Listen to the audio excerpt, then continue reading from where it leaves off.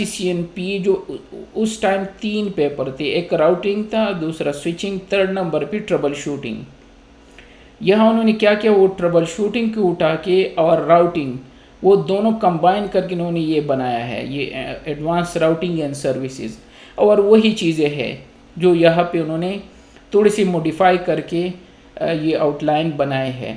तो सबसे पहले जाते हैं कि ट्रबल शूटिंग है क्या। ठीक है, बेसिकली ट्रबल शूटिंग के जो ट्रबल हो उसको शूट करना है, और किस तरीके से शूट करना है उसके बहुत सारे तरीके हम करेंगे।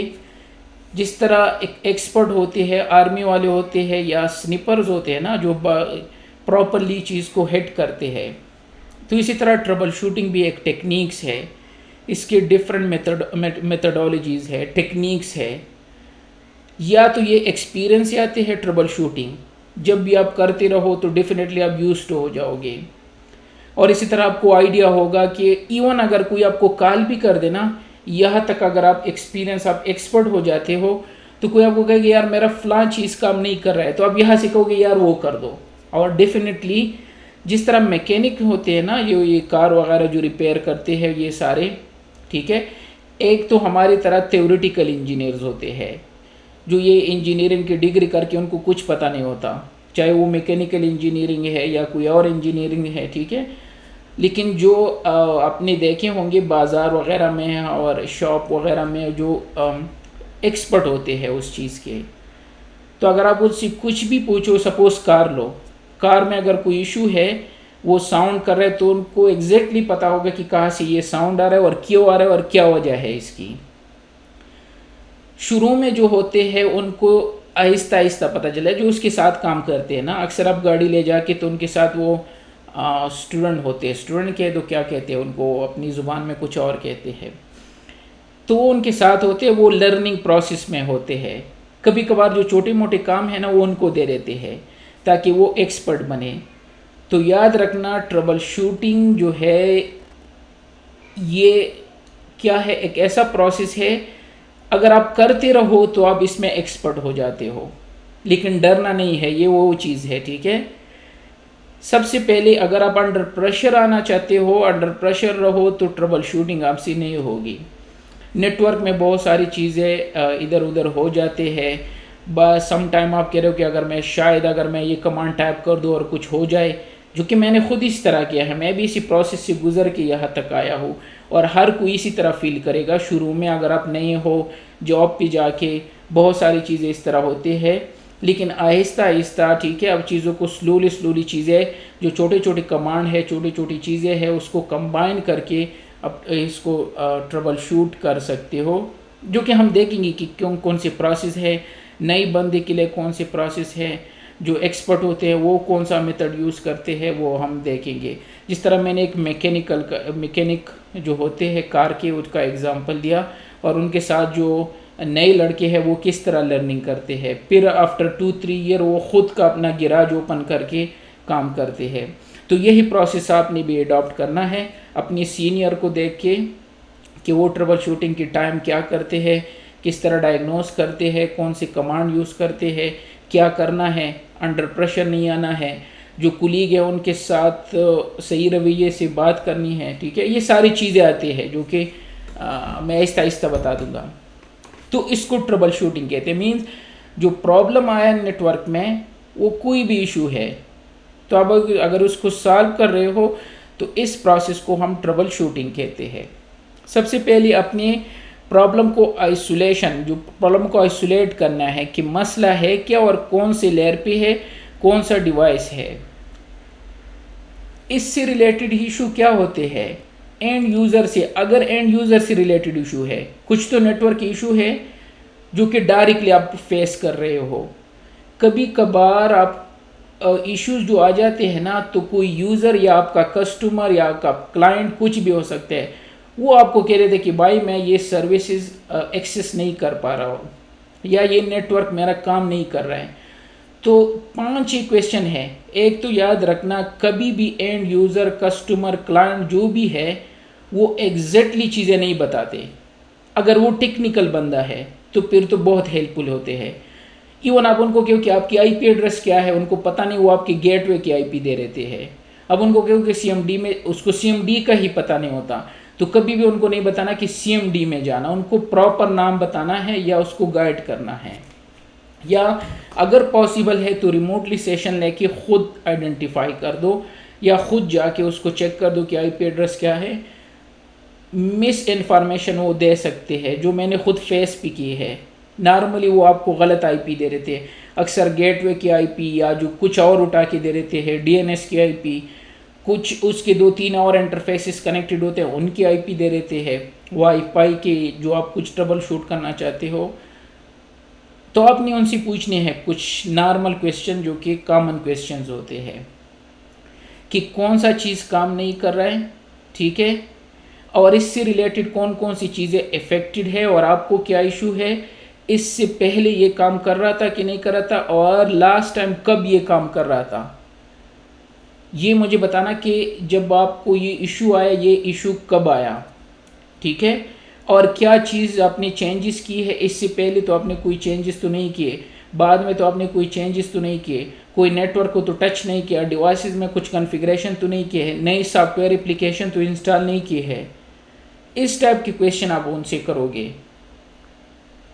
या अगर पॉसिबल उनको कह दो कि मुझे शो कर दो, जो प्रॉब्लम आया था वो रिप्रोड्यूस करके मुझे शो कर दो, क्योंकि अगर वो रिप्रोड्यूस कर लेते हैं बहुत सारी चीज़ें, आप वही पे स्पॉट आउट करके आप फिक्स कर सकते हो।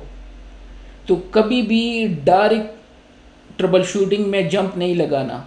हाँ, जो एक्सपर्ट होते हैं, मैंने बता दिया, जो मैकेनिकल का एग्जांपल मैंने दिया, मैकेनिक जो होते हैं, अब उनको कह रहे यार मेरी गाड़ी की इस साइड से आवाज़ आ रही है, आप उनको फ़ोन पे कह रहे हो, टू बी हॉनेस्ट वो आपको एग्जैक्टली बताएगा कि क्या इशू है, विदाउट वो कार को देख के, विदाउट किसी चीज़ को टच करके, विदाउट, क्योंकि वो इतने लेवल का एक्सपर्ट हो जाता है कि उसको हर चीज़ का पता होता है, तो उसको छोड़ के। लेकिन जो हमारे लेवल के, जिस तरह आप और हम हैं, तो आपने ये क्वेश्चन करने हैं यूज़र से, या जो इशू आए हैं वो अपनी इस तरह ट्रबल शूट करने हैं। तो उससे पूछो कि आप रिप्रोड्यूस कर दो, तो अगर वो प्रॉब्लम को रिप्रोड्यूस कर सकते हैं तो वहीं पे आप बहुत सारी चीज़ें स्पॉट आउट कर सकते हो, ठीक है। और बाकी तो मैंने बता दिया कि ये इशू कब आया था, आपने कोई चेंजेस तो नहीं की, इससे पहले किस तरह था। जो उसके साथ बैठा हुआ पर्सन है, शायद वो भी वही रिसोर्सेज एक्सेस कर रहा है, उसके रिसोर्सेज को चेक कर दो कि वो काम कर रहा है कि नहीं। इस टाइप के क्वेश्चन आप एंड यूज़र से करोगे, ठीक है। तो अब आते हैं यहाँ पे, ये था प्रॉब्लम आइसोलेशन, ठीक है। फिर डॉक्यूमेंट कर दो चीज़ें अगर पॉसिबल है। अब इनिशियल स्टेज में हो, नए इंजीनियर हो, नए अपने, या 1-2 ईयर एक्सपीरियंस है, तो चीज़ों को डॉक्यूमेंट कर दो। एक्सेल फाइल में, मैं एक्सेल फाइल में लिखता था जब हम थे, वो जो मैंने वो चीज़ें बनाई थी वो अभी शेयर कर देता हूँ कि हम किस तरह करते थे। एक्सेल फाइल में लिख दो, वर्ड फाइल में लिख दो, डायरी अगर है तो पॉसिबल है, अगर राइटिंग अच्छी है, मेरी नहीं है अच्छी तो मैं एक्सेल में लिख देता। वो लिख दो कि क्या प्रॉब्लम था और इसको हमने किस तरह सॉर्ट आउट कर दिया। फिर उन्होंने टिकटिंग सिस्टम इंस्टॉल किए, टिकटिंग सिस्टम में बाकायदा स्टेप बाय स्टेप मेंशन होते हैं, वह लिख दो। तो वो नेक्स्ट टाइम आपके लिए आसानी होगी और आपकी कुलीग्स के लिए। ये ना सोचो कि यार ये तो कुलीग्स को फ़ायदा है, कभी कभार इस तरह के लोग आपको मिल जाएंगे, वो नहीं करते, इंफॉर्मेशन शेयर नहीं करते, नहीं देते, अच्छी बात नहीं है। टू बी हॉनेस्ट वो घुमा फिरा के आप पे ही आएगा। तो इससे बेहतर है अगर आप प्रॉपरली डॉक्यूमेंट कर दो। हर ऑर्गेनाइजेशन में टिकटिंग सिस्टम होते हैं, अगर नहीं है, छोटे ऑर्गेनाइजेशन में काम कर रहे हो तो एक्सेल फाइल में लिख दो, अगर है तो टिकटिंग सिस्टम में प्रॉपरली। टिकटिंग सिस्टम बेसिकली मैं शो करा देता हूँ 1-2, उसमें जो टिकट ओपन करते हैं क्लाइंट की, इनको क्या इशू है, कस्टमर अगर आपके है, यूज़र्स अगर है, एंड यूज़र्स होते हैं, वो कह रहे कि मेरा ये इशू है। फिर उसी टिकटिंग सिस्टम, हर टिकटिंग सिस्टम में इस तरह के कॉन्सेप्ट होते हैं, या सर्विस डेस्क जिनको कहते हैं, उसमें आप स्टेप बाय स्टेप लिख दो कि मैंने ये प्रोसीजर करके, ये स्टेप्स करके मैंने ये प्रॉब्लम सॉर्ट आउट कर दिया। और एग्जैक्टली जब नेक्स्ट टाइम मसला आएगा तो 90% होते हैं कि उसका सलूशन वही होगा। याद रखना, विंडो से रिलेटेड मैंने खुद ये देखे है कि विंडो से रिलेटेड अक्सर सेम प्रॉब्लम अगर दोबारा आए तो उसका सलूशन वो नहीं होता विंडो से related, most of the time. हाँ, सिस्को के राउटर स्विचेस से रिलेटेड अगर एग्जैक्टली सेम एरर आ रहा है तो most of the time exactly उसका वही सोल्यूशन होता है। लेकिन विंडो में आपको एक दफ़ा एरर आया, आपने उसको स्टिप करके कर दिया सॉर्ट आउट, नेक्स्ट टाइम अगर वो एरर आया तो उसका कोई और सोल्यूशन होता है। तो लाजमी नहीं है, लेकिन आपको बहुत बड़े हद तक वो हेल्पफुल होते हैं डॉक्यूमेंटेशन। और जब रिजॉल्व कर दो प्रॉब्लम को, ठीक है, उसका रूट काज क्या था, क्या इशू था, उसके बाद अगर नहीं कर सकते, याद रखना जो काम आप नहीं कर सकते, आपको डिफ़िकल्टी है या अंडर प्रेशर आ रहे हो या आप ये सोच रहे हो कि ये मेरे लेवल का काम नहीं है, तो एस्केलेट कर दो। इसको एस्केलेट कहते हैं। किसी और को दो जो कि लेयर 3 इंजीनियर्स होते हैं, लेयर 2 इंजीनियर्स होते हैं या वेंडर्स होते हैं। मैं ख़ुद भी कभी कभार क्योंकि मैं ये नहीं चाहता कि नेटवर्क इससे डाउन हो, मुझे पता होता है कि अगर मैं ये टाइप कर दूँ तो फिक्स हो सकता है, लेकिन ह्यूमन नेचर है ना, कभी कभार आप फिर यार कि अगर कोई इशू आ गया तो ये मुझे ब्लेम करेंगे और मुझे निकाल लेंगे। सोचते हैं इंसान है, हर किस्म किस तरह की चीज़ें होते हैं। तो इस डर की वजह से आप वो काम नहीं करते। इवन आपको फुल परमिशन होता है, सब कुछ हो के फिर भी आप सोच रहे हो कि ऐसा ना हो कि मेरा वो जो यहाँ पे जो लेवल है वो डाउन हो कि यार आपको ये नहीं आ रहा है। आप तो डोंट वरी, आप क्या कर सकते हो, एस्केलेट कर दो अपने कुलीग को, अपने लेयर 3 को, या उनसे मशवरा कर दो जो आपकी सीनियर्स हैं। और लास्ट में मोस्टली मैं वेंडर को कर लेता हूँ।